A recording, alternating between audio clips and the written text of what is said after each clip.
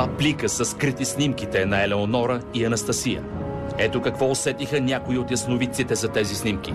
Не мога да проникна точно, като че ли е любов или като че ли патриотизъм не е свързано с чиста мисъл, не и с лошо. Тук има два плика и вътре има две снимки. Да. Въпросът ми е каква е връзката между хората на снимките? Кръвна. Близка, роднинска връзка. Колко близка, колко роднинска? Много близка.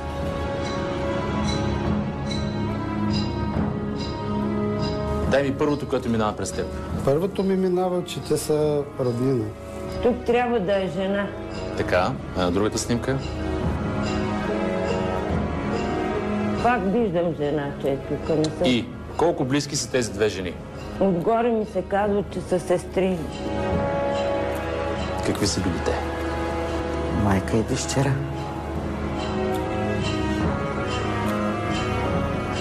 Има много странна връзка между двата плика. Не знам, нещо има. Кое е странното? Тя самата не иска да ми каже. Защо не иска да ти каже? Явно нещо страшно.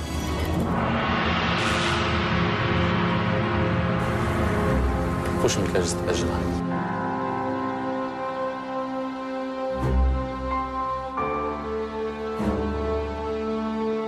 Тази жена е имала брат. А другата жена имала ли е брат?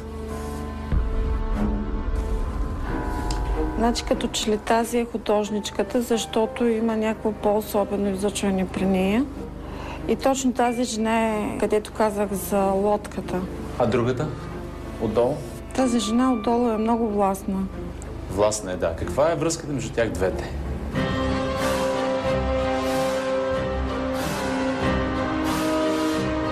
Майка и дъщеря. Или едно и също лице. Ти гледаш снимката ли или се опитваш да уловиш енергията на тези образи? Те имат обща енергия. Това е една и съща жена. Каква е била тази жена? Царица.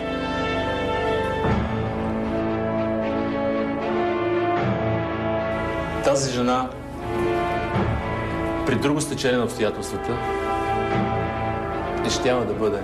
Царица. Но не е станала царица, защото е била принудена да бъде скрита, тъй като е била малка, заедно с брат си, да бъде изведена извън Русия. Анастасия. Че гледаш очудно. Защо се чудиш? Защо се чудиш?